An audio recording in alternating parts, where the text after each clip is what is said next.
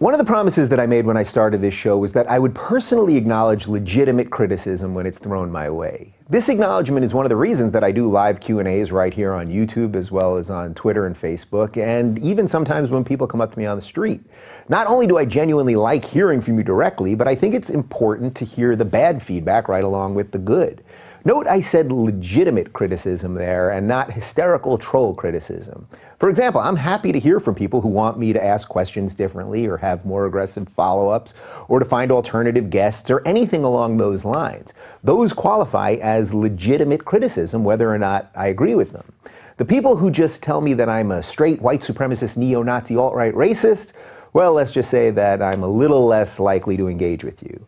The battle of ideas is far more interesting to me than the battle to be first to sarcastically respond to a tweet. One criticism that I hear occasionally is that I'm actually not a real liberal and I'm secretly a conservative. Or sometimes they'll say I'm the only thing worse than a conservative, a dreaded right-winger. Now, it is true that I've been saying for months that defending my liberal principles is now a conservative position. But am I still a liberal? Do I still believe any of the things that people on the left believe? Well, since we have so many new subscribers around here, I thought I'd lay out some of my liberal cred for you in case you missed it. I'm so for gay marriage that I even married a guy. I'm pro-choice, I'm against the death penalty, I'm for a social safety net, I'm for a strong public education system, I'm for legalizing marijuana, I'm for reforming our prison system, and I'm against unnecessary wars and nation building. There's other stuff too, but I'm pretty sure I just made my point right there. Beyond any of those specific issues, though, I'm for true tolerance of opinion and thought. My liberalism is one of a live and let live attitude. This, of course, is where I diverge from the modern left. I see virtually no diversity of thought or tolerance of other opinions on the left today, just constant smearing and slandering of all intellectual opponents. Take a step back for a moment and think about your friends on the left. Are they tolerant of people who aren't for gay marriage or of people who are pro-life? These used to be just political differences, and now they are somehow a referendum on what type of person you are and whether you can be in someone's life at all. I wish this intolerance was an isolated case, but not only have I seen this type of intolerance firsthand in my life, but I hear it from you guys every single day. I get emails about marriages breaking up, lifelong friends no longer talking to each other, and people afraid to say what they think politically because of repercussions it'll have at work. And by the way, now let me reverse that. Do you know people on the right who are tolerant of people who are for gay marriage and who are pro-choice? I actually do, plenty of them, including several people who I've had on this show.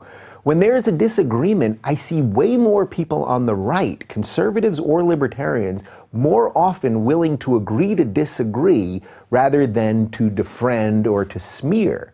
Could the right be better? Are there real bigots on the right? Absolutely. And are there real racists on the right? Yes, of course, without question. But by and large, these aren't the voices from the mainstream right anymore.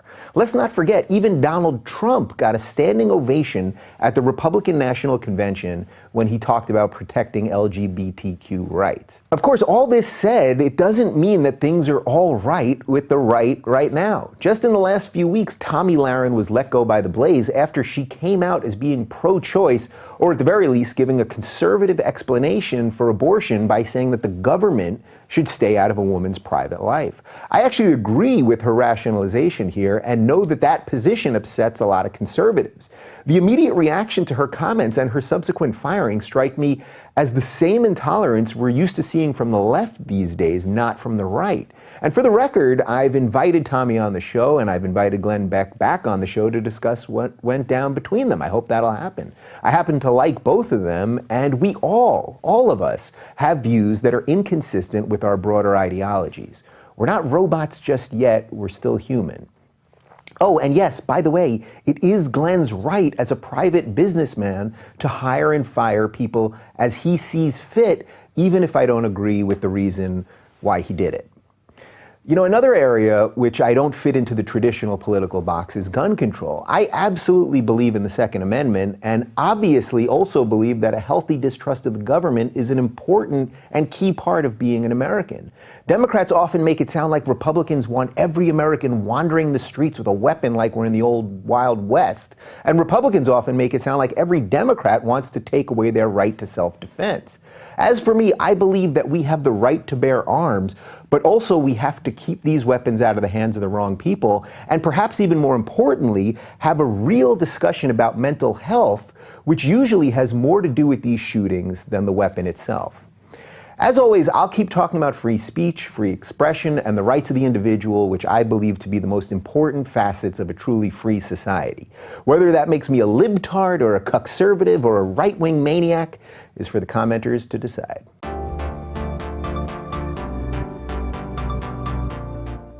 Joining me today is a commentator and YouTube creator who has been called the king of controversy and someone who, as of this moment, has been suspended by the Twitter. Tommy Sotomayor, welcome to the Rubin Report. Well, thank you, Dale.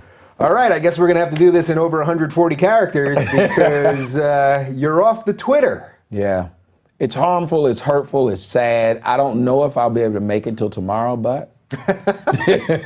All right, so we are going to do this in long form then, more than 140 characters. We'll see if we can do it. So now we're taping this probably about a week before it's going to air, roughly. So there's a chance you're back on Twitter by the time this has happened. We don't know.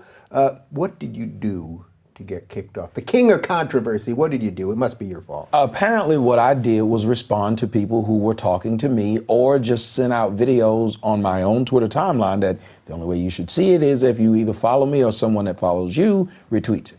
Now, apparently that's something that makes people really sad about their day and it hurts them and they can't have their coffee in the morning and the kids go to school, you know, like Van Jones said, that the kids are at breakfast and don't know what to expect afterwards. So they had to get rid of me in order to make those people's lives better. I don't really know. The story that I got from Twitter was this. Simply, I was making it a harassing place for other Twitter users, which makes no sense because I don't really mess with other people. They mess with me. Yeah. So just to be clear, you're not out there hunting down people and picking fights and all that stuff. You're responding to people who are going after you. Now, in the most cases, you have more of a following than them, so somehow that then tricks people to think that you're the bully here, but that wouldn't be your take on it. No, and it's like, the biggest thing is YouTube does not protect, not YouTube, but Twitter doesn't protect the content creators. If you do have that type of following, that means that you're generating traffic for them, that every time you say something, people want to see what you say, people want to retweet what you say, they want to watch what you post. But instead, they're allowing the small people, the trolls, to have the most power because you can just poke the bear, then the bear turns around and pulls his claws out, the zookeeper comes in and shoots it down. Right. So now the bear's like, well, what am I supposed to do? Right, the bear's going, you let the kid in the cage. Yeah. But you're a bigger bear, so you should understand. And in life, a lot of what we're doing is saying there's a group of society that's supposed to have more common sense and morality than another group. The other group can just run wild and we must protect them. And I think that's one of the biggest problems we have with social media in America in general. Yeah, so that relates to a lot of the stuff that you do videos about. But before we get to that, for people who have no idea who you are, there might be one or two people out there that don't know you. For those people, who are you? What made you get into this game of being public about what you think? I grew up in an atmosphere where I realized that having a single mom and no man around was the norm. But as I grew up, I also started to understand a lot of the children from those environments did not do well. They didn't do well in life. They didn't do well in relationships. They didn't do well in parenting. They just didn't do well because they couldn't function because they didn't see the dynamic of two people trying to make something happen. Because if you think about it, in a single parent household, the person who's the single parent is a dictator. If they just don't want you to learn math, you won't learn math. One of the greatest movies I love that addresses this is The Waterboy. The Waterboy had a single mom who decided to be lord over his life and wouldn't let him learn anything and wanted to basically ruin his life. Now, she woke up at the end, but the whole part was, well, we got rid of the father and we don't need the father. And there's too many places out there where people say they don't need the father. So I wanted to address that because fathers' rights in America are none. Like, no one cares that a father's put in jail for not paying child support. but the woman can have a credit score of 200. So she owes everyone, but she doesn't go to jail for it.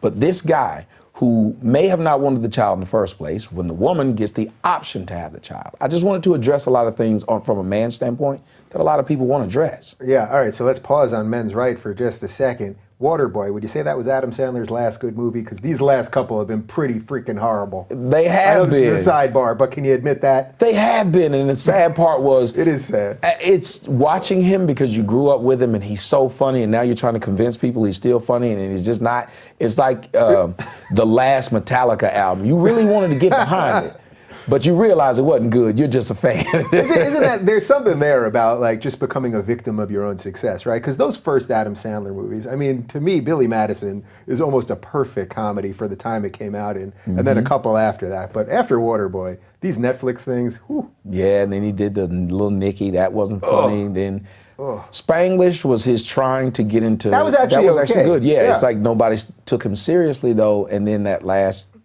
few things he's done, it's sad to watch. Yeah, all right. Moving past Adam Sandler, we could probably do an hour on just Adam Sandler movies. Yes. But putting that aside, so when did you actually wake up to that? Because that's a pretty powerful thing. You're saying you came from a household where your mom was the dictator, so to speak. Were you 12 when you saw what was going on there, or was this later into adulthood? Well, here's the funny thing. It's like, I'd say like the movie Frequency, where the guy had two memories. He had one of where his father died, and he had one of where his father was alive, because he was the only one that noticed that both happened. Everybody else's life had changed.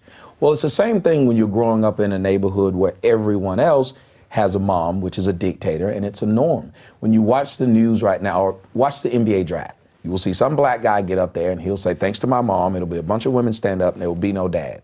His first thing they'll ask him what's he going to do with all his money is, I'm going to take care of my mom and buy my mom a house. Now, you never had to hear Peyton Manning say this, because Peyton Manning had this thing called a father. His father bought his mom a house.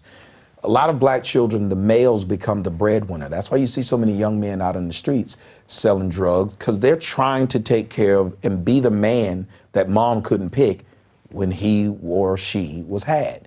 And it's a sad dynamic. And what happened with me was, over time, I started to hang around other people who had their fathers. I got lucky that we went from a bad neighborhood to middle class. And all of my white friends had their fathers. When we graduated, they would have their whole family. The few black people that went to the high school I went to, they all just had their mom, their aunt. And then I noticed a lot of my white friends went on to be married. A lot of my black friends went on to repeat the cycle. We have children. We're not in the lives of the children. We have multiple mothers. We end up in jail. We end up with criminal records. We end up just not knowing how to survive in society. And I think probably when I was 30, I said, somebody has to say something, because this is ridiculous. Like, nobody's pointing it out. But in one side of me, it was saying, but this is normal if you say this. Even my mom said, well, you're saying this and you're trying to make me look bad.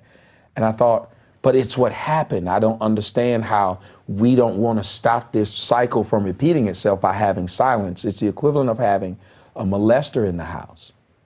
Nobody wants to say we have a molester in the house because it'll make us look bad to the other people in the neighborhood or the community. So the molester keeps to go around and keeps going out and molesting people and victimizing people. And the victims are the ones who have to be quiet to protect this so-called image that was never there in the first place. Yeah, how difficult is this stuff to talk about? I've done a little bit on men's rights on the show, and I've had Cassie J, who did the Red Pill movie, and a couple other people, Karen Strawn on. I come from a family, my parents have been married over 40 years, and I don't think until the last few years I realized how actually important that is. Since I grew up in New York, I moved away. Now when I go home, and I go home still to the same home that I grew up in, the same community, the friends that they've had for 30, 40 years, kids that I was 5 years old with that now have kids themselves and all that stuff, that root has meaning. But it's really hard to talk about this stuff, right? Like when people, you see people bring this up on TV and people make it seem like it's about race. And it's not about race, I don't think, and I suspect you don't think so either. But even for you as a black man, you're black, is that? That's a rumor. That is correct. Just need a shirt. But really, you know what I mean? Like even for you to talk about it, it feels like there's a racial component, but you haven't said anything racial really. You're just talking about the fact of what you saw. Yeah, and it is difficult to talk about because it affects the black community so much so that when you speak of it, they look at you and they say, well, you're condemning black people. Well, in essence, I am if you pull back the layers because that's the side that I know. Because like you said, your father and mom married 40 years and you've been able to see stability. Well, most of my friends haven't. Most of my friends are like myself. I'm 41 years old. I wake up every day and I'm trying to figure out how to be a man at 41 because I never saw one. I never saw how a man is supposed to be a father. I never saw how a man's supposed to be a husband. I just saw a female dictator. And the female dictator could do no wrong. One of the biggest problems that I think when you have these women, especially when they're violent, because I grew up in a violent household, the women in our community believe in violence towards their children. That's the way to keep them out of jail, which doesn't work, but it's believed. There was a woman, a mother in Baltimore, and they called her the riot mom. I don't know if you remember. When her son was out there with a mask on and she came and grabbed him and hit him upside the head. And all the white liberals were talking about how great this was. And I said, how is that great? If this had been any parent from any other race, they would have thought that's abuse. First off, why is your child out there? That's something you should have known. Number two, the mother was out there with the child. She just happened to see the child. Number three, the woman has 6 children. She lives in a bad neighborhood and she has 6 kids by 6 different dudes. But nobody wanted to address any of this. She's a good mom because she's on him.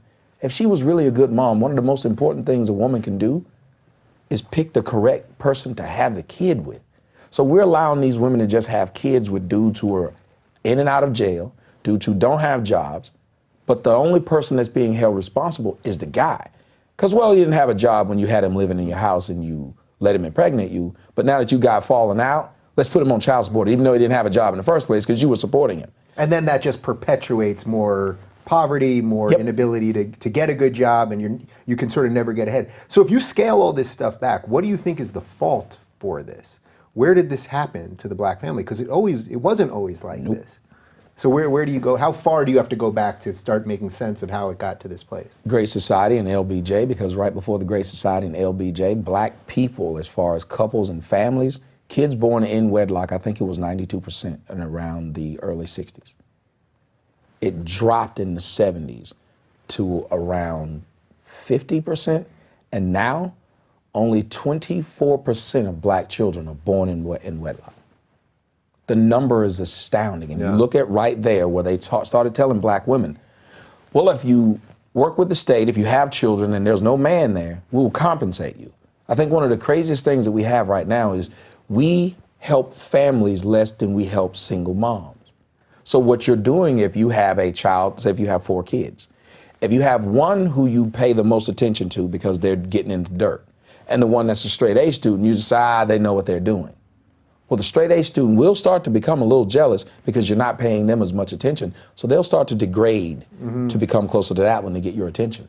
Imagine if you're doing that with black single moms. They're getting money, they're getting places to stay. I don't know if you saw the black woman who said, I got 15 kids and somebody's gonna help me take care of these kids. Oof. And they actually bought her a house a month later because she got on the news saying somebody's gonna help me take care of these kids that I laid down and got.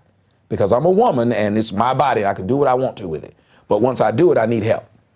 And that's what bothers me because men don't get a chance to do that. Men don't get a chance to say, it's my body, I can do what I want to, but when I get in trouble, I'm gonna need you to help me out. How much of this is just compounded by white liberal guilt, do you think? Because this is something I talk about, that liberals have gone crazy. I would argue it's really progressives and the left, not what true liberals are. But that liberal guilt in general just enables this stuff. That because we're so afraid to talk about anything because it will come off as racist or bigoted or any of that stuff, that we just perpetuate this cycle. I have well-meaning people, you know what I mean? I don't think they're bad people. That's the most important part. I don't think, for the most part, there are people, of course, who have bad intentions, but I think for the most part, they don't, and they're doing something bad. I think the people in power have bad intentions. I think the people that follow see a magnanimous behavior and it looks like a good thing. And yes, we owe these people. And I started a movement called Guiltless. I wanted white people to stop feeling bad because when you look at something like Ebonics was a white person saying, well, they'll never get English. So we'll just say that what they're speaking is a normal language so they can continue to speak it. Meanwhile, you have Jose or Paco, whose family just ran across the Rio Grande 10 years ago, speaking perfect English. There is no reason for us to have the issue. If we've been here in America since pretty much the white people were here, we've been here at the same time. So at a certain point in time, you have to view your shortcomings by what haven't you done? Because we can't hold anybody hostage to what they did in the past. I don't know one white person who's personally benefited from owning my ancestors who were slaves. I don't know this person. Now, if it is, then I'll ask them for the money they owe me. But until then, if I'm looking in your past. Yeah, no, there's nothing. You can look. There's nothing. But because of that. Northeast. We're all from the Northeast.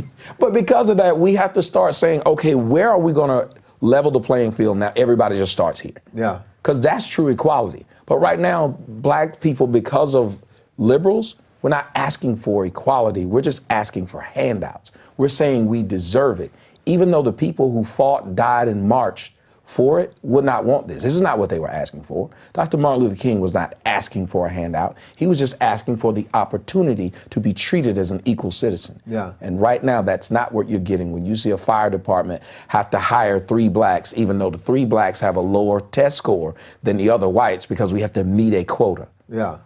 And in some ways, that then also degrades the services, right? Because if you're allowing people in, whether it's a fire department or a school or medical school, whatever it might be, if you're letting people in with lower grades because of race, it doesn't have to be just black, whatever the race is, well, you're actually causing people that are less qualified to be at certain things, and then the services, the actual operation you might get.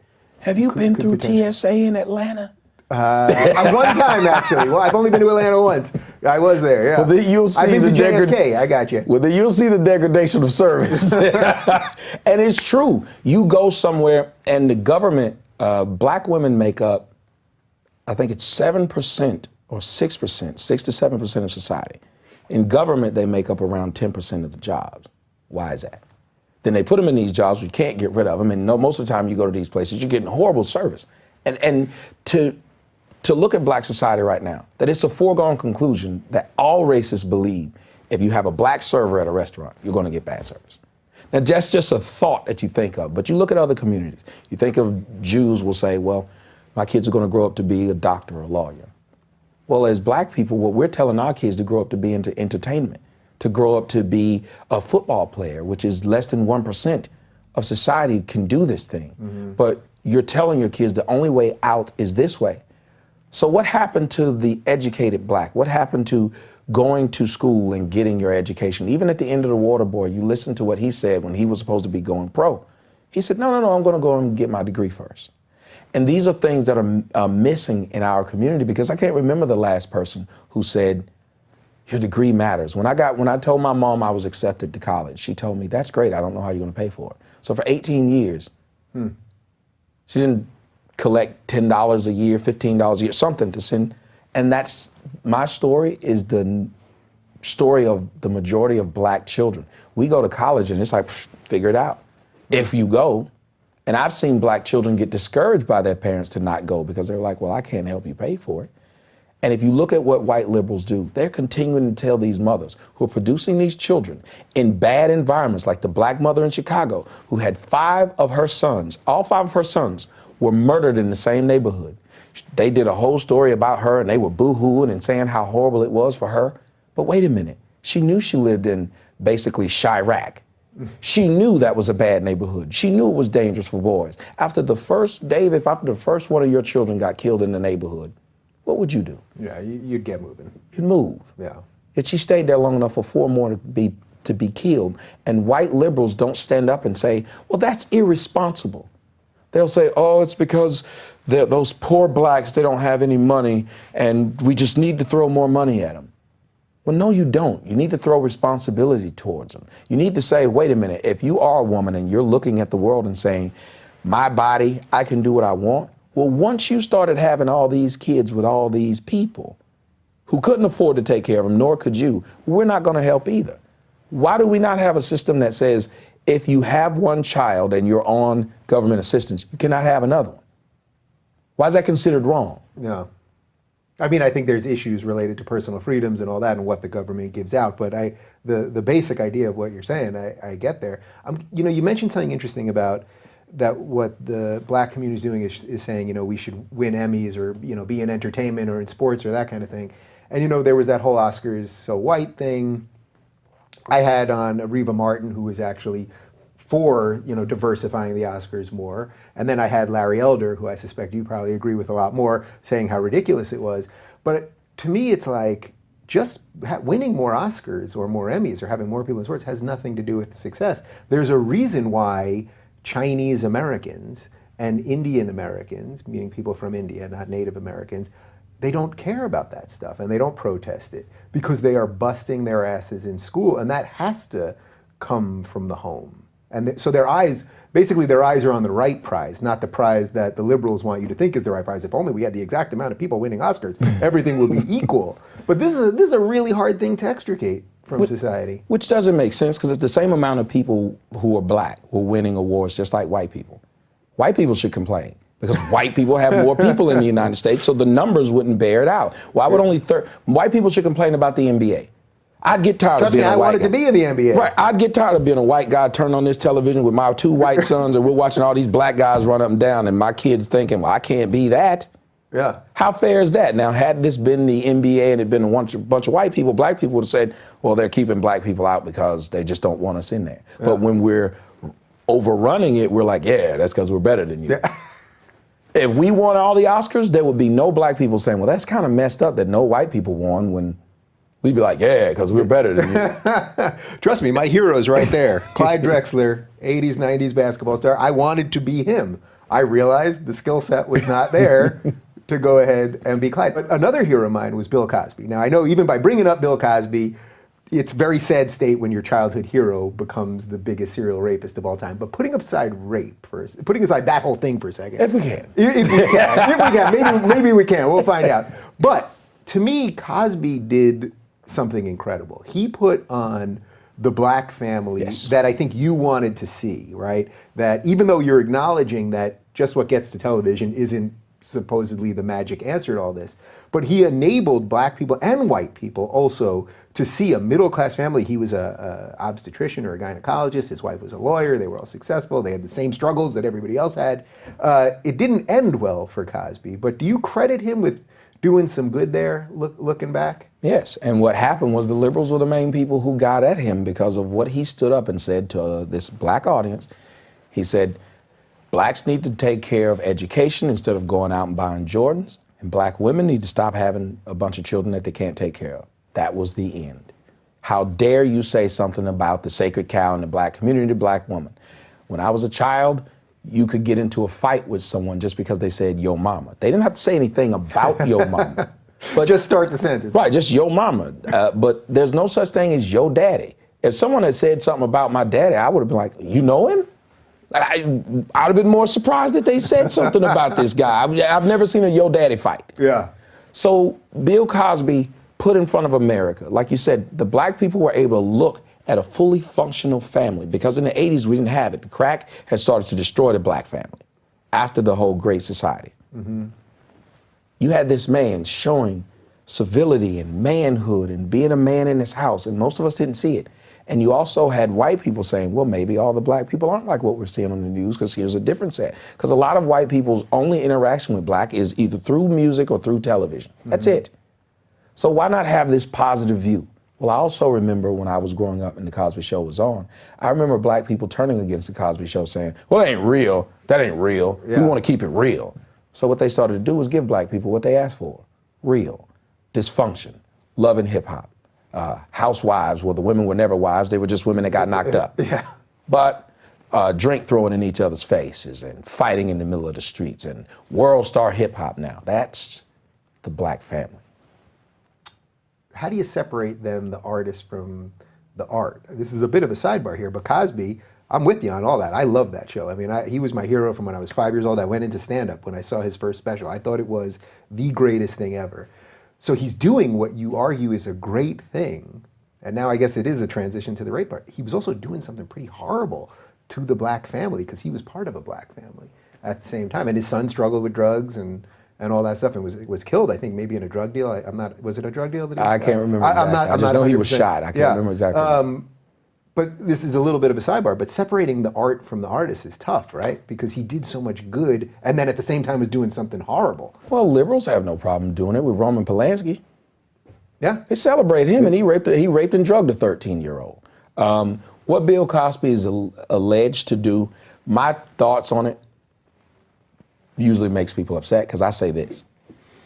If you are a woman and you knew he was doing this to you, and there's generations of these women, you had an ethical and a moral responsibility to stop the man before he did it for 20 more years. Yeah, but a lot of them didn't know. I mean, he was bringing back young actresses who didn't, they would have a drink and then, you know, assuming all this stuff is true. And again, it's, all right, we don't have to go too far into that. But you know, like, because neither one of us are lawyers privy to every bit of the... Right. I just want people, if you're going through it, I look for the person to stand up and say, no more. I don't want it to happen to anyone else. Because you do understand that the reason why a lot of these rapists, molesters get away with what they're doing is because the people who it happened to feel sheltered and they feel like they can't go out and speak, so they don't, or they don't want to, especially like what happened with Penn State. Those were men. And we're not as outraged about Penn State as we are about these actresses who were trying to get something from Bill Cosby. Those kids were just children, but because they were males, we don't care about them. We don't care about all the males in jails to this day. We make jokes about them going to jail and getting raped,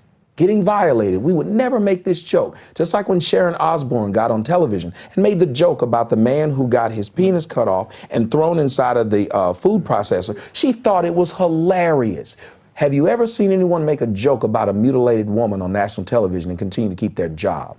The only person who I can ever think of making a joke about female genital mutilation, actually, is Linda Sarsour, who is thought of as a hero of the left. You know, she's the woman that led the Women's March and all that, and she's mocking Ayaan Hirsi Ali, who literally underwent female genital mutilation. So that does show you a little of the perverseness of this whole situation. But as a man, and especially as a white man, like, you can't make any joke. Like, as a comedian, it's funny because you're like, well, what can I say that won't get me in trouble? As a black man, I can get on stage and say anything. As a black woman, you're limitless. You know, it's funny. I don't know that I've even said this publicly. I used to say this in stand-up, but I would know when I was really in the thick of stand-up for many years in New York, that if I could get, if there was usually the audience was pretty diverse ethnically, but if there was a table of black people, if I could get them to laugh, everyone else would laugh. And if I said anything remotely politically incorrect, you could feel white people kind of looking like that. If they laugh, it's okay to laugh. Then I'm okay. So I did consciously, I would do that. And I also found that in general, black audiences are great because there's a realness there and a rawness there. And I remember I was on stage once telling some stupid joke, like some joke about the Transformers or something, and some girl, a black girl up front goes, "You corny." Like, she said, "You corny." And from that point forward, it changed what I was doing. Because I was like, wait a minute, am I just telling corny jokes up here? And so, but that even goes to the guilt thing, that white people are sitting there, black person left, okay, this is funny. Like, man, we're in a weird spot. Well, when I did comedy, I did it too for 3 years, and it was just some of the hardest thing to do, because it's real work. Because you have to work for them. And I said this the same thing that you said. When I was dealing with white audiences, it was better for me because, well, they would encourage you to, because they were already paid. So if you bombed, oh, you'll get the next one. But the black people came in ready to boo. You had to convince them to laugh. Yeah. So it almost became contentious. But I was like you. I was like, if there's a black table, I'm going to make them laugh. Because if they laugh, everyone else will laugh. But if I make everyone else laugh and they don't, they're going to shut it down. They're going to get me off of this stage. And it's a strange dynamic. But again, goes back to how the liberals are telling blacks to just be disruptive. Look at what's going on throughout the United States. There are more people, black women, black people, who are making petitions, you can look online, to ban me from the internet. Then there are petitions to ban the murder that's going on in Chicago. You don't see black women upset with that, but you'll see black women upset with some celebrity dating a non-black woman. This will be front page news. But these murders that are happening every weekend in one small area is normal. It's not march worthy. It's not protest worthy. It's not we can shut this down worthy. No, we can deal with these black kids killing each other as long as no cop comes and does it. Right. So I see this all the time. You'll see people on, say, Fox News, and they'll talk about what's going on with the cops. And then, like, Hannity will say, well, but nobody's talking about what's happening in Chicago. and thousands of people have been shot in Chicago over the last couple of years. Hundreds have been killed. I mean, it's crazy. It has a Democratic mayor, by the way. Yep. Most of these cities with these inner city problems are Democratic mayors. And then there were people out in the street blaming Trump, who wasn't even president at the time, and it's going, your mayor's Democrat, the president's Democrat. Okay. But do you think that's a little bit of a shell game? Because I don't know that the Republicans have done. Do you consider yourself a Republican? What do you consider yourself? I'm probably more of a libertarian, but they put me on the Republican side. I voted for Trump. I will vote my conscience. I'm not one of those people that will go into there and then I'm all liberal or I'm all conservatives. I don't think that anyone should do that, number one. And number two, we don't teach American citizens that their local elections matter more than the presidential election. But that's the only time they'll come out during the presidential election. That's the only time they care, when they're being told to care.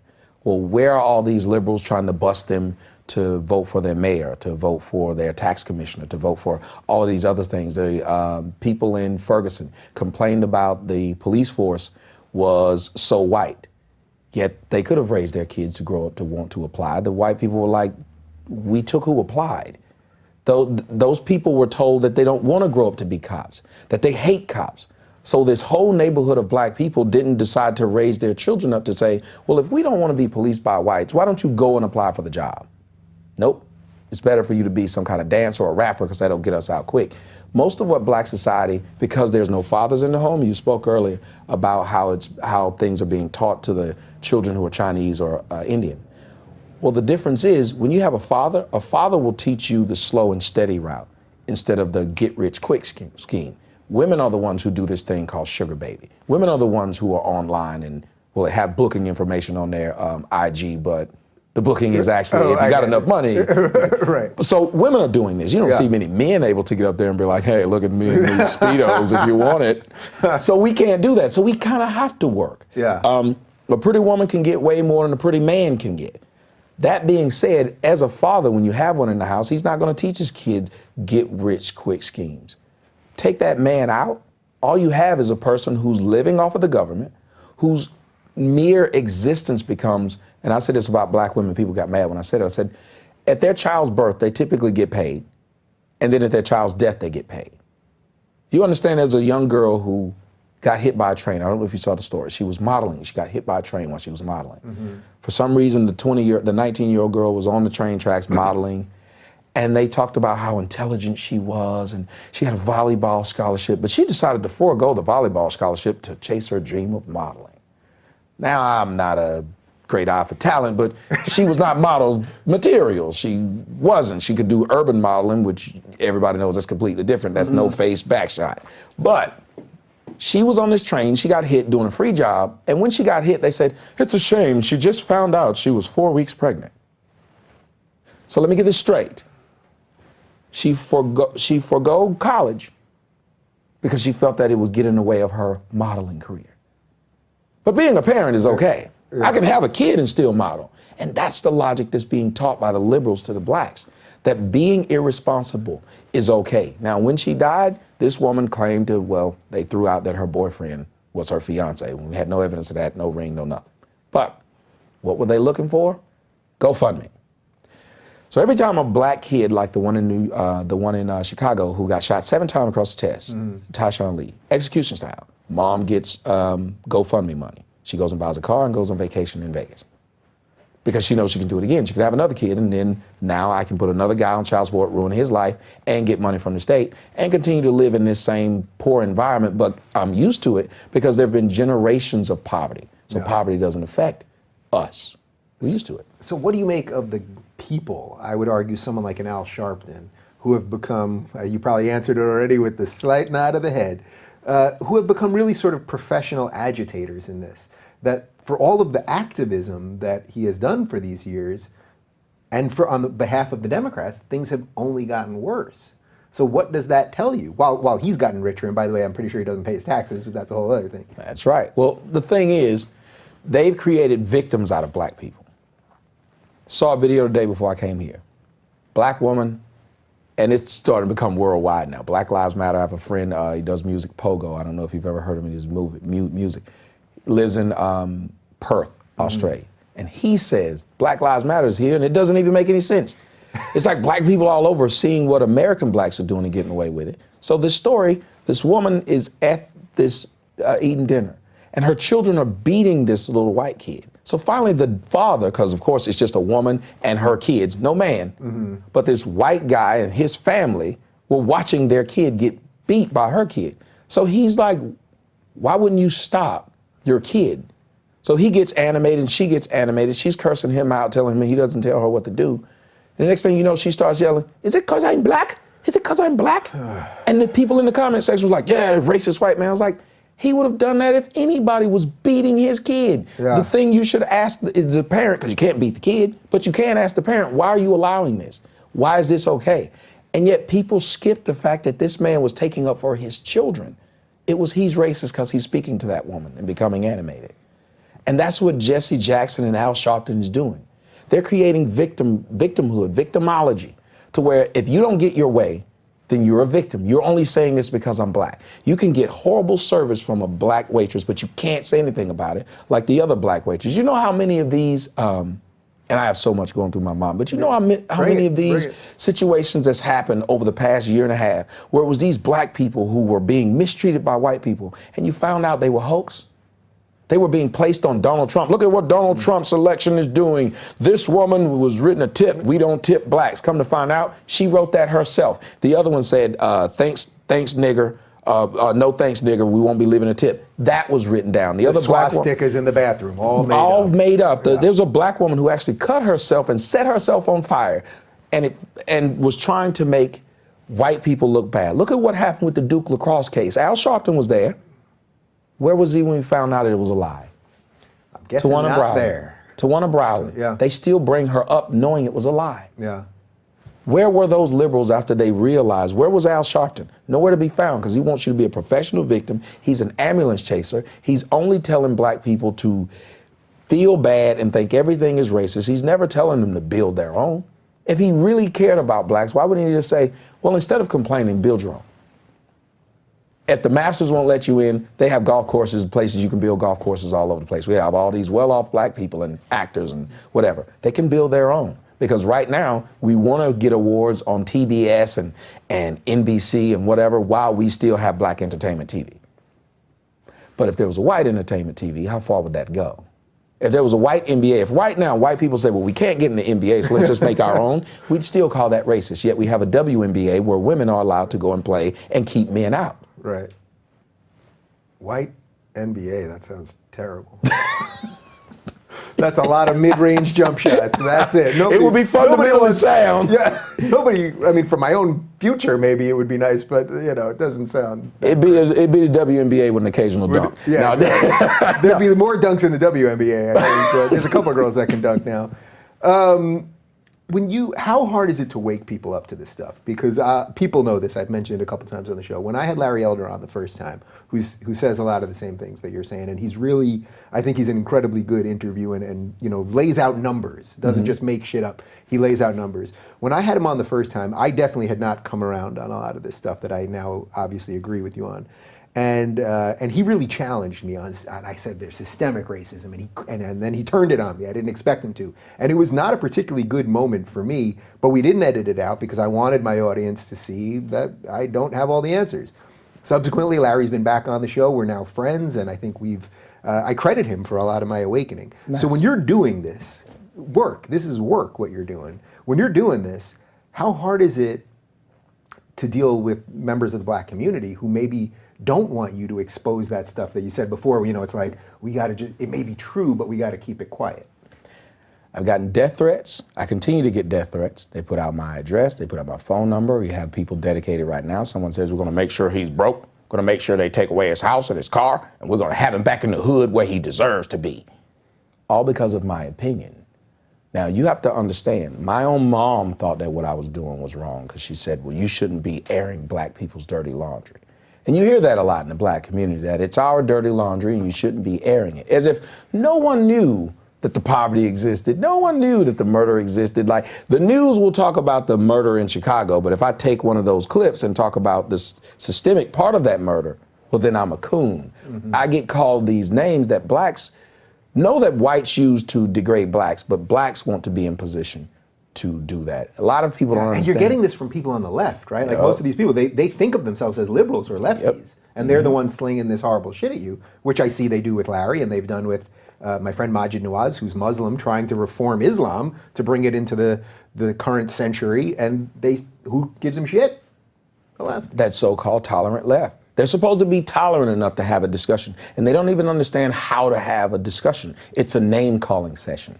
It is a shaming tactic, and that's what a lot of blacks will do to black people. They will shame you. You're worried about being called a sellout. You're worried about being called a coon. You're worried about being called a race traitor. You're worried about so much of these things because they will ruin your career that you can't go the company line. You have to toe that party line. And that party line is blacks are perpetual victims. They're always a victim no matter what happened. We are victims of it. Even when we kill ourselves, we're a victim of society. Wanted us to do it and we just couldn't not do it, even though they claim now that they're dropping guns off in these neighborhoods. So the black people aren't smart enough not to shoot each other with the guns or see them laying in the street. They got to shoot each other. They gave us drugs. Well, we weren't smart enough not to take them. At a certain point in time, responsibility needs to be taught. And because I'm teaching responsibility, I become an enemy to a whole lot of people who are making money or living comfortably. Yeah, it's a threat to them. You know the phrase, the soft bigotry of low expectations, Yep. which was a phrase that people credit to Bill Maher, but it was actually originally from George W. Bush. And that's what's happening here. It's the soft bigotry of low expectations. It's like when you say, well, if we draw a cartoon of a certain thing, these people are obviously savages, so they're going to kill us. And you're dealing with the same thing on your community. It's that the soft bigotry of these liberals is keeping people that are, all you've said here for the entire time is you've basically made one theme, personal responsibility. That's it. And that's what America is supposed to be about. Well, that's where we're changing with this whole idea of feminism. Feminism is allowing these women to still ask you to be chivalrous and pay for dates and stuff like that. They're asking you not to hit a woman, but she can level off and hit you because you're bigger than her. It goes back to the whole animal in the cage thing. As a black person, I can call you all kinds of names right now, and it would never stop me from getting on any other show. I can call you all kind of crackers, whitey, whatever. If you say one thing and respond back in kind, Tommy Lahren was having that problem. They could say whatever they wanted to her.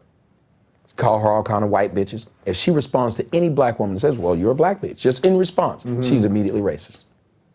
So what you've done is tongue-tie this person so that they can't respond back to you, and it made you more aggressive. It's basically like, I don't know if you remember, there was always a kid that had a bigger brother. Because his big brother would always take up for him, he put his big brother in position to have to. Yeah. Because he had big brother behind him. Same thing with a lot of people with guns. If they have a gun on them, they become a tough guy. A lot of these women are becoming tougher, not easier to deal with, because you have so many people backing them up. The guy on the bus, he was spit on and hit in the back of the head while driving the bus. He pulls over and he hits the woman. Everybody jumped up to her defense and said, that's a female. Yeah. So it was okay for this female to hit the man driving this bus full of people. He could have crashed, but he should take it because he's a man. Right now, I say something to you, Dave. Men die about 10 to 15 years earlier than women, life expectation.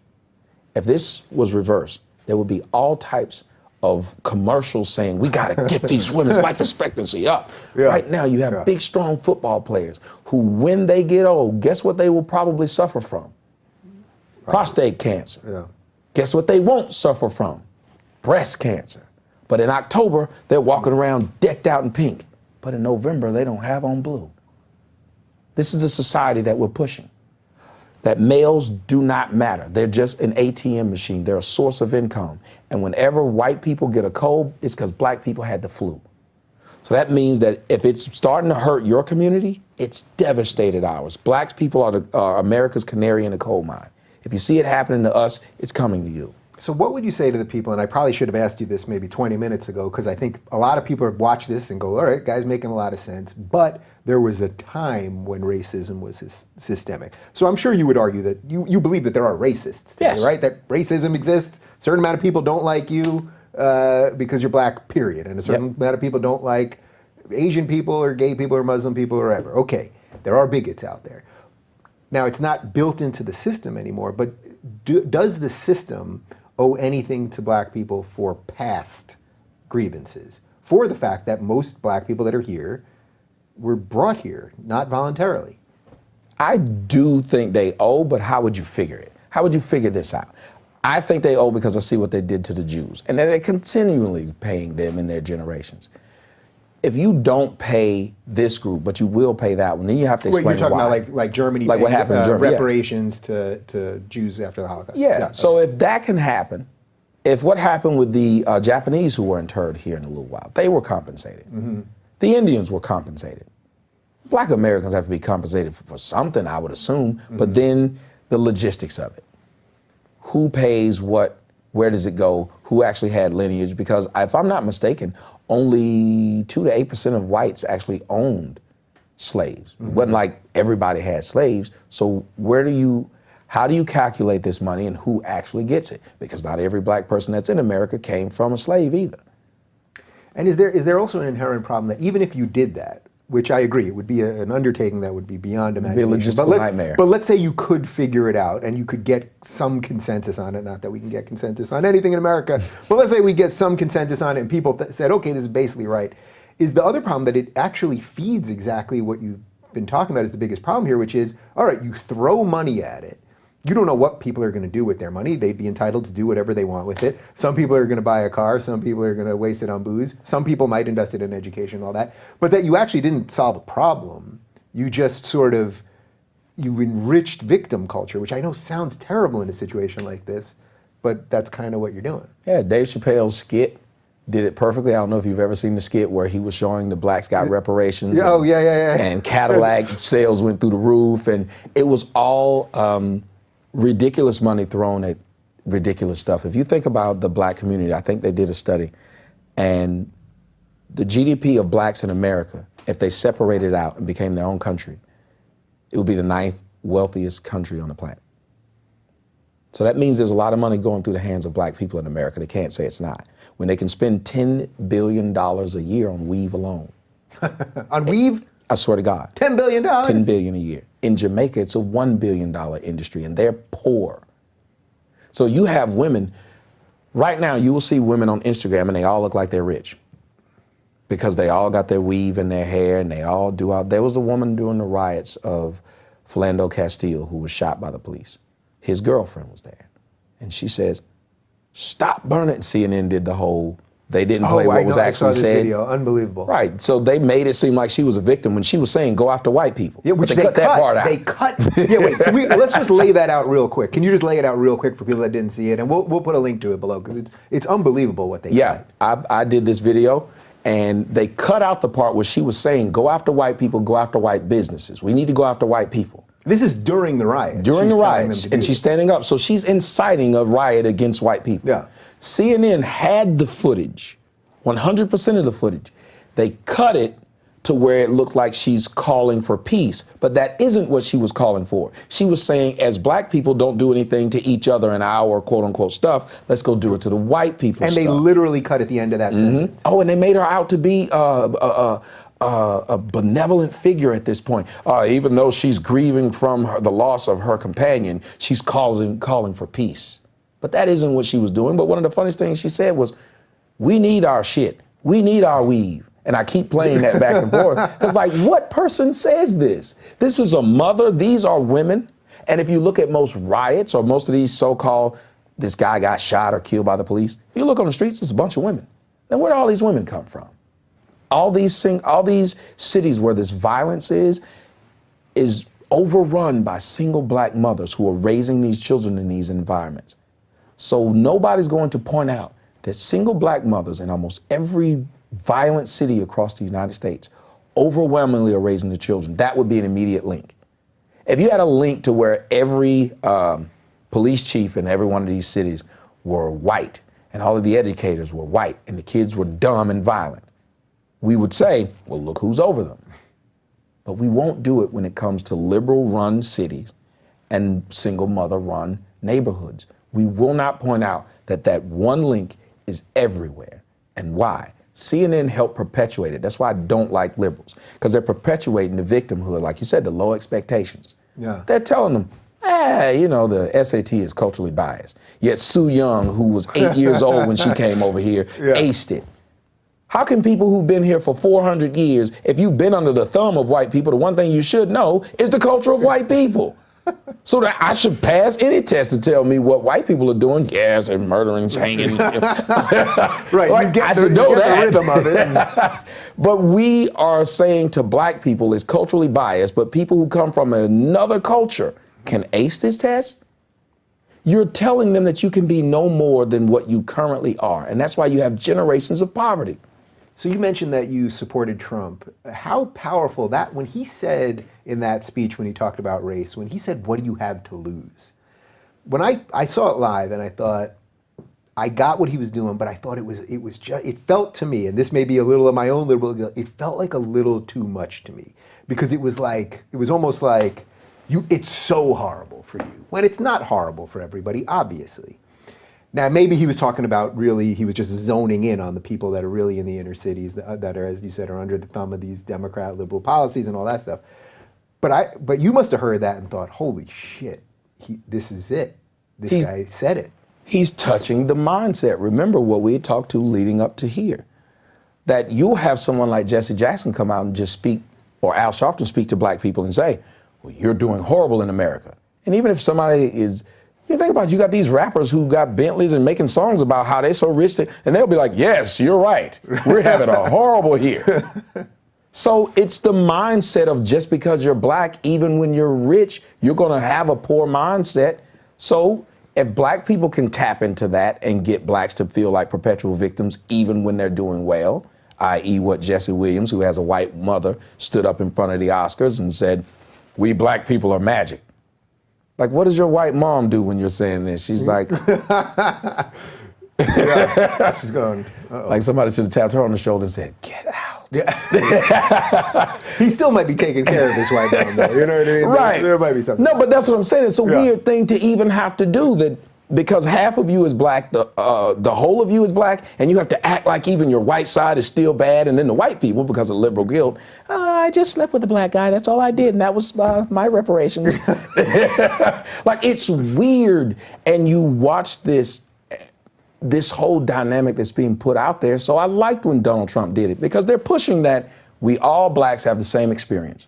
You know, if you're black, the comedian always talks about how rough his childhood was. Mm-hmm. And the crowd says, yeah, my mama used to beat me with a curling iron. My mama beat me with an iron. Like, everybody's telling a story about how physically abusive their childhood was. Cosby used to do the thing about his wife coming in with the broom, beating them like it was a hockey stick. Yeah. So violence is the thing in these communities, and everyone relates to it. So Donald Trump did what they were doing.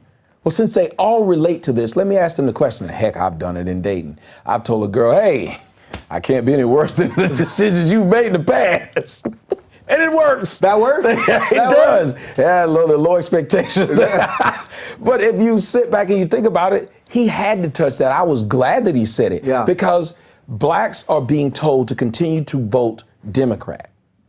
But they're getting nothing from it. The black male, again, I'm talking about males, so no one gives a crap about males. The black male job unemployment was up to like 22-something% under Barack Obama. And you talk about it, didn't break it up. So everybody was okay with black males not being able to get a job as long as black females can get a job. We're the only culture in America that's upside down, meaning the women run the society. The women are the power brokers. In the black community, the men, they don't have power. Through the 80s and 90s, black women were going on TV shows like Donahue, Sally Jesse Raphael saying, we're educated and we can't find any good men because the black men are either gay or in jail. This was the 80s and the 90s. So black boys, how can you grow up to want to be a man when all you hear is, I don't need a man? You didn't even want to be a man. So Trump then, you liked it when you heard it. Now he has Ben Carson, who's a neurosurgeon, as the the housing secretary, which is a little bizarre to me. Yes, because he didn't want to be. He didn't want to be the Surgeon General. He said he wasn't qualified for that. Wait a minute, what? I know, this is a little confusing. Okay, right? Like, he seems like he would have been a little more qualified for that than the housing thing. But okay, I'll go with it. By the way, you could see a tremendous amount of that soft racism with liberals, because Ben Carson, who again, the guy was a pretty terrible candidate. He always looks like he's sleeping, he speaks slowly, and all that stuff.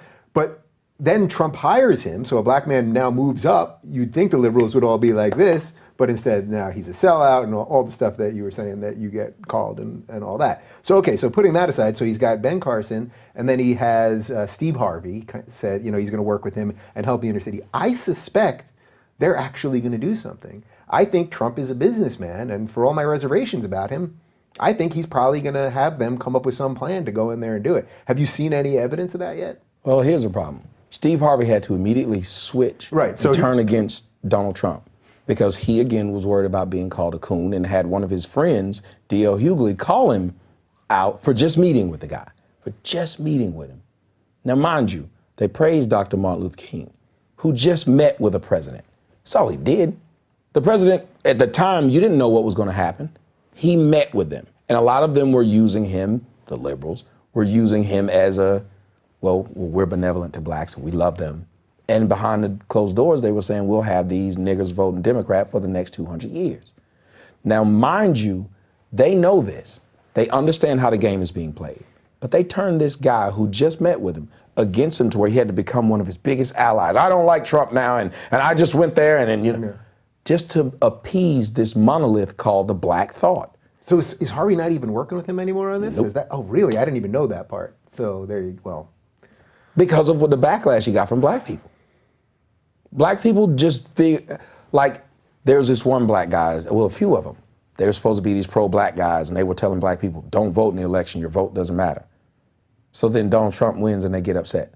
How's that make sense? You literally told people not to vote, so why should you care about the outcome? As a black person, if you're telling black people, do not vote, then you should not care about the outcome. By the way, not all of this is purely racial, because even a guy like remember, was it the Uber CEO who met with Trump and then got a huge backlash? So then he had to turn. Yep. He stepped away and said, I'm going to be off the Economic Advisory Council or whatever it was. So even that goes to the mindset of these people that in some ways supersedes race. Mm-hmm. You're giving me a racial example there, but it goes to just a general, I think Elon Musk said something about that. He said something to the effect of, guys, I'm loosely doing this, but he was like, look, he's president. I can affect more change if I'm in there with him rather than just screaming about it. So in a way, it's really just a complete lack of maturity, right? Like, it's like, if you want to change things, just screaming and burning things down and, stopping speakers and all that nonsense, that doesn't do anything except embolden your enemies. What does things is actually sitting with people that you don't like.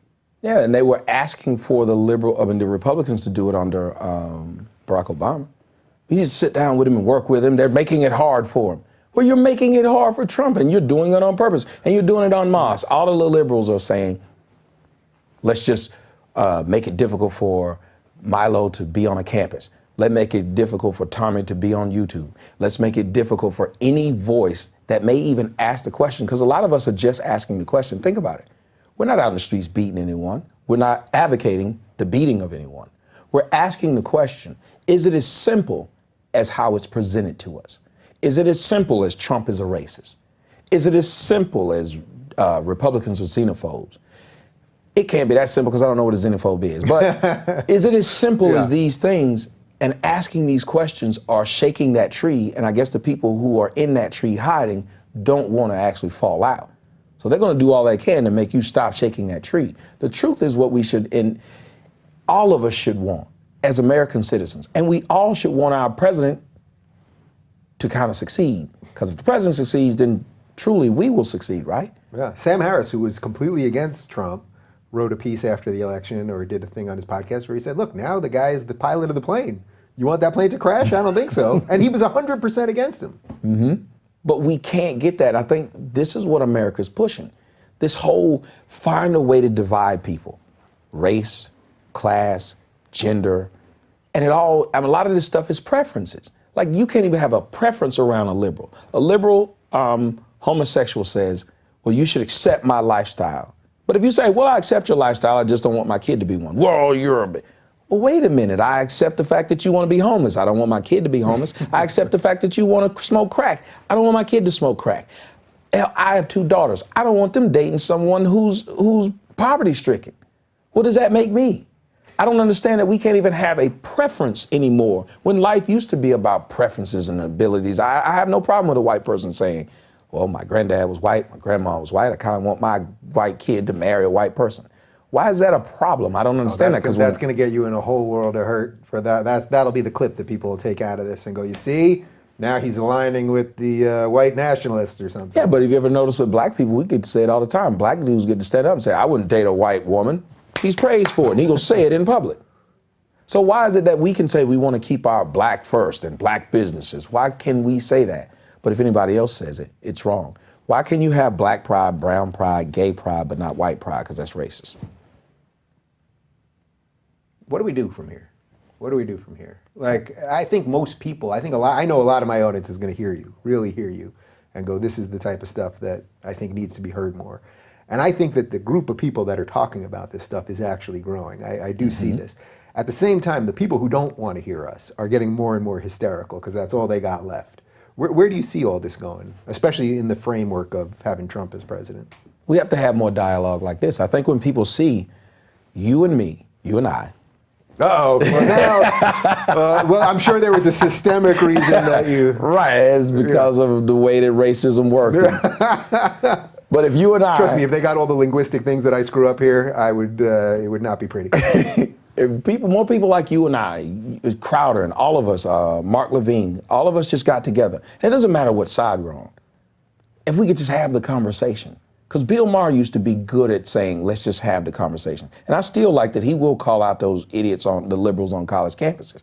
But it's kind of the only reason he's calling them out is because they've affected him and his work. So as long as they don't affect him and his work, he'll side with them. But if more of us could have these conversations and not have them in Jerry Springer style formats to where it's you're liberal and I'm a conservative and we're going to fight, because we have more in common than the world wants us to believe. The bigger the powers that be, they're wanting us to not have real dialogue. They're wanting black people to feel like white people are against you and you owe me something.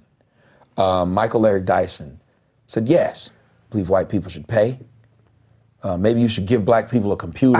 I was there. You saw that on Bill Maher? Is that where you're getting that from, or has he said it before? No, he said it on Bill Maher. Yeah, I was there that night in the audience, and I saw this. Everyone applauded when he said it, and I'm watching this woman. There was like a 60-year-old white woman in front of me applauding. Yes, you should give a computer to you should give a computer to a black kid. I'm looking around. All these people are applauding. There's virtually no black people in the crowd. I don't know, maybe a couple, but it's all white people. Yep. Everyone's applauding. I'm looking around, going, are any of you going to give a computer to a black person? Like, you're all just doing it so you think you feel good about yourself. Yep. You're not really doing it. But I saw that line, and I thought Bill was going to go for him on it. And they let it go. They just let it be. And I know as an interviewer, sometimes you let some things go. It's just the nature of talking to people. And for him, he has time constraints and all that. But I just thought it was hilarious. Give a black kid a computer. Like, I thought it was a joke. Walking around going, well, he'd take my phone. Well, let me ask you, as a white person in the audience. Yes. Did you kind of look around to see is he joking? Like, is this a part where we laugh, or is he seriously saying we should do it? Everyone applauded so quickly that if it was a joke, it was, we know it wasn't a joke, but, Because I would have thought as a white person, but maybe he's playing with us right now, because that makes no sense that we just walk out and give a random black kid a computer. Look, it doesn't. By the way, for the record, in his defense, he was saying that he didn't believe that reparations were necessary in a traditional form. Mm-hmm. He was saying what you could do in your own personal life. But in a way, that made it funnier because then you have all them applauding and you know that none of them are giving away their MacBook. Yeah, nobody's doing that. Maybe everybody walks out and give out their iPhone. Just give it out when you walk out of here. Just give it to a black kid. with that? I got 3 of them. I don't need it. Can I get one of yours? But the funny thing is, you're offering something to black kids that they already have. Even when they're poor, they already have access to the internet. Half of Twitter was black people, even though only 13% of society is black. They're spending a lot of time online. How do you think I keep getting flagged down? It's not a shortage of black people online.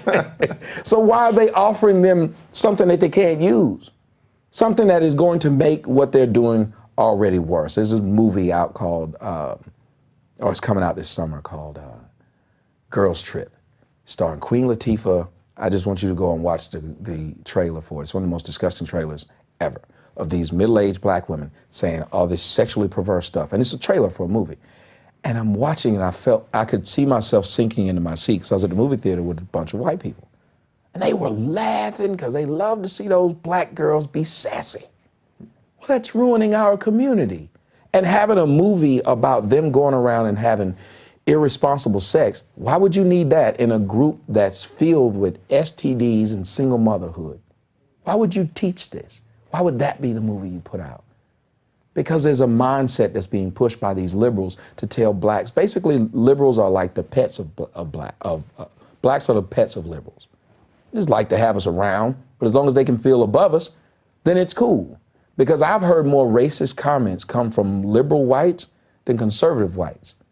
And it will be all over small disagreements or ideologies. And I'm thinking, surely you could agree with me without calling me the N-word because you're liberal, right? Oh, well, that's how you're acting, so they'll justify it. And I'm like, well, wait a minute. But you're supposed to be above this. But apparently they're not when it comes to disagreement of ideologies. Yeah. Listen, we could go on, but unfortunately I got another interview to do. So we're going to leave this. I didn't look down once, which I always say is a good sign of a solid interview. So one more thing for you, and then I'm going to direct people to where to find you, but we don't even know if these places are going to exist by the time we post this, because YouTube's bumping you and Twitter's bumping you and everything else. You are doing a movie about this, right? Did you raise some money on a movie? Yeah, called A Fatherless America. Yeah. And it should be out this summer, and I'm looking forward to that. We're talking about, and not just blacks, just a fatherless America, how fathers are being pushed out of the lives of their children. And it's become a norm that a child does not need his father. When you are married to a woman, you see your kids every day. You get a divorce, you see your kids every other weekend. How's that fair? That the judge goes into it and the mother has to be a complete horrible parent for the father to have any chance to get full custody. Yeah. When many men in America would take full custody of their children and not even ask for child support. Yeah. The way you're doing the movie, are you transcending race on that? Because that actually is a male thing, because that's probably just as equal in the white community, right? Yeah, I had plenty of white males who were on the streets, and I went all across the United States, and many of them talked about how society was messing them up. One guy, we helped him out for my show. He was looking for $2,000 just to get a car because were going to repo his old car. He couldn't afford to pay for it. He was married, got a divorce, had 2 children. He was getting, from his check, he was getting a total of $51 after they took all this. So he couldn't even afford a car. And while he put up his GoFundMe, it had been up 5 months when I found it. He had $375 in 5 months when he was just asking for a drive-around car because they were going to take his car. Within 3 days, we got him $8,000. And this was a white guy. And he was struggling because he said his wife, when she left, she took the kids and went to another state. He hadn't seen them in years. And this is a story that a lot of men are telling, black, white, or other. But no one cares that these men can't see their kids. They say, well, just keep fighting. You should spend all of your money to keep fighting. This guy, one guy in the movie, went from living in a mansion to living in a studio apartment after a divorce. His wife still lives in the mansion now. But he has to pay the same amount of money he was paying 2 years ago, even though his job got downgraded, because the judge says you have the potential to make that money, so I'm not going to change how much you have to pay in child support. Wow.